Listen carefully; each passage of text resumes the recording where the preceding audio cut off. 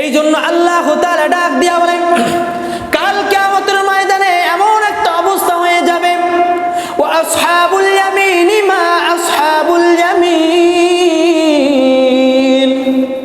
আল্লাহ তাআলা বলে কাল কিয়ামতের ময়দানে পন্থী হবে দুইটা, একটা হবে ডানপন্থী আর একটা হবে বামপন্থী। ডানপন্থী আর বামপন্থী। ডানপন্থীর জন্য কপাল বড় ভালো, আর বামপন্থীর জন্য কপাল বড় খারাপ। যারা ডানপন্থী থাকবে, যারা ডান পাশে থাকবে, তাদের জন্য আল্লাহ তাআলা আমলনামা সামন থেকে দিতে থাকবে। আপনি দুনিয়ায় বসিয়া যদি কাউকে ফোন দেন, নাম্বার উঠানোর পর যেই নাম্বারে ফোন দিবেন সেই নাম্বারে যাবে, অন্য কোনো নাম্বারে ফোন যাবে না। আর যদি ভুল নাম্বারে ডায়াল করেন আর একজনের নাম্বারে যাবে, যাইলে একজনের নাম্বারে যাবে। আল্লাহ তাআলা ডাক দিয়া বলতে আছে, আমি ওই ডানপন্থী মানুষগুলোর আমলনামা ছেড়ে দিব। এরকম ভাবে প্রত্যেক জনের আমলনামা তার ডান হাত এরকম ভাবে যাইয়া যাইয়া প্রবেশ করবে। আর যারা বামপন্থী, আল্লাহ তাআলা ডাক দিয়া বলে তাদের আমলনামা পিছন থেকে যাইবে। নাউজুবিল্লাহ। আল্লাহ তাআলা ডাক দিয়া বলে শুধু পিছন থেকে যাইবে না, যখন পিছন থেকে তাদের আমলনামা দেওয়া হবে, এরকম ভাবে বাম হাতটা পেটের ভিতরে এরকম ভাবে চিদ্রা ঢুকাইয়া পিছন থেকে বাহির কইরা তার আমলনামা বাম হাতে দিয়া দেবে। আলামত দেখাই দেবে যে যারা ডানপন্থী তাদের জন্য তোমরা জান্নাতেই যাবা, আর বামপন্থী যারা আছে তোমাদের জন্য জাহান্নাম তোমাদের জন্য অপেক্ষা করতে আছে। আল্লাহ তাআলা ডাক দিয়ে বলে, ফি সিদরিন মাখদুদ। আল্লাহ তাআলা বলে তাদের জন্য এমন কিছু গাছের ব্যবস্থা করে দেওয়া হবে। যারা ডানপন্থী তাদের জন্য এমন কিছু গাছের ব্যবস্থা করে দেওয়া হবে, যেই গাছগুলো থাকবে কাঁটা ভরা থাকবে, কিন্তু কাঁটাগুলো আল্লাহ তাআলা সরিয়ে দিবে। গাছটাকে আল্লাহ তাআলা জীবন্ত করিয়া সুন্দর সুন্দর ফুল দিয়া, ফুলের ভিতর সুন্দর ঘ্রাণ দিয়া ডানপন্থী মানুষগুলোকে আশ্রয় দিবে। সুবহানাল্লাহ। আল্লাহ তাআলা তাদেরকে আশ্রয় দিবে। আল্লাহ তাআলা ওই যে ডানপন্থীর কথা বলছে, আবার বামপন্থী, ওয়া আসহাবুশ শিমালি মা আসহাবুশ শিমাল। বামপন্থীর জন্য বড় করুণ অবস্থা, বামপন্থীর জন্য বড় করুণ অবস্থা। আল্লাহ তাআলা বলে, ফি সামুমিন ওয়া হামিম। যারা বামপন্থী আছে তাদের জন্য এমন শাস্তি, তাদেরকে গরম ফুটান্ত পানির ভিতর তাদেরকে ফালানো হবে। নাউজুবিল্লাহ। আল্লাহ তাআলা আয়াতে বলে, ওয়া যাল্লিম মিন ইয়াহমুম।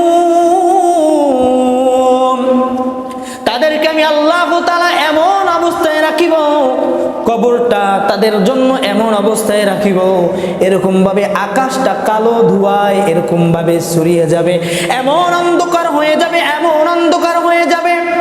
আমাবস্যা রাত্রিরে দেখা যায় কি এমন একটা অন্ধকার, মানুষকে দেখা যায় না, কোনো কিছু দেখা যায় না, এমন অন্ধকার হয়ে যায়।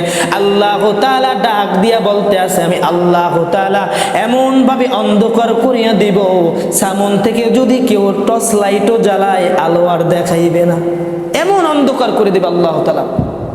এই জন্য আমাদের ডানপন্থীদের কাতারে থাকতে হবে। থাকতে হলে শুধু দুনিয়ায় বসে বলো আমি জান্নাতে যাব, জান্নাতে যাব, আমি মুসলমান, আমি মুসলমান বললে কাজ হবে না। তুমি যতই বলো আমি মুসলমান, আল্লাহ তাআলা বলে মুসলমান হতে হলে আমি আল্লাহ তাআলার আইন মতো চলতে হবে।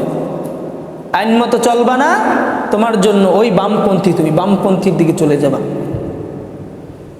এই জন্য যারা বলে, ওই যে বলছিলাম বাসায় বইয়া নামাজ পড়ি, যারা মসজিদ থাকা অবস্থায় তুমি নামাজ পড়তে আসলা না, তুমি বাসায় বই আল্লাহু আকবার বলে তুমি আল্লাহর কদমে সিজদা দিলা, তুমি সালাত আদায় করলা, তোমার এক রাকাত সালাও তো আল্লাহর কাছে কবুল হবে না। তুমি শুধুই কোনো কষ্ট করতে আসো। দুনিয়ায় এমনও মানুষ আছে যার পায়ে সমস্যা, হাতে সমস্যা, অনেক বয়স্ক হয়ে গেছে, তারাও মসজিদে যায়। সোশ্যাল মিডিয়ায় একটা ভাইরাল একটা ভিডিও, একটা লোক অন্ধ, চোখ নাই, মুরব্বী হয়ে গেছে, অনেক বয়স হয়ে গেছে, হাঁটতে পারে না, লাঠি ছাড়া হাঁটতে পারে না। তার ছেলেরা কি করলো, মসজিদ পর্যন্ত এরকম মোটা একটা রশি টানাই দিয়েছে। আজান দেয়, বাবা কি করে, রশি ধরে ধরে আস্তে আস্তে মসজিদে যায়, মসজিদে যাই নামাজ আদায় করে। অন্ধ মানুষ, চোখে দেখে না, গায়ে শক্তি নাই, বৃদ্ধ হয়ে গেছে, তারপরও মসজিদে যাওয়া বন্ধ করে না। কিন্তু আপনি আমি হাত পাও আছে, সব কিছু আছে, তারপরও নামাজ আদায় করি না। একটু চিন্তা করি না যে কাল কিয়ামতের ময়দানে আমার আমল নামাগুলো আমার সামনে দেওয়া হবে। فمن يعمل مثقال ذرة خيرا يره ومن يعمل مثقال ذرة شرا يره। তোমার আমার আমল নামা তুমি আমি সামনে চোখে দেখতে পারবো। যদি ভালো আমল নামা হয় ভালোটাও দেখতে পারবো, খারাপটাও দেখতে পারবো। এই জন্য আল্লাহ তাআলা বলতেছে, ও দুনিয়ার মুসলমান, দুনিয়ায় তুমি যতদিন বেঁচে থাকবা আমি আল্লাহ তাআলাকে ভালোবেসে যাবা, আমি আল্লাহ তাআলার হুকুম মেনে যাবা। আল্লাহ তাআলা বলে নাই সারাদিন আমার ইবাদতের ভিতরে থাকো। আল্লাহ তাআলা ডাক দিয়া বলতে আছে, 5 বেলার সালাত আদায় করো। 5 বেলার সালাত আদায় করিয়া তুমি যা কাজ করো, তুমি যদি মুমিন হয়ে থাকো, যদি মুমিন বান্দা 5 বেলার সালাত আদায় করে আর বাকিটা সময় কাজের ভিতর লিপ্ত হইল, আল্লাহ তাআলা ডাক দিয়া বলে, ও পয়গম্বর, আপনার উম্মত যদি এরকম করে, তাদের ওই 5 বেলা সালাত আদায়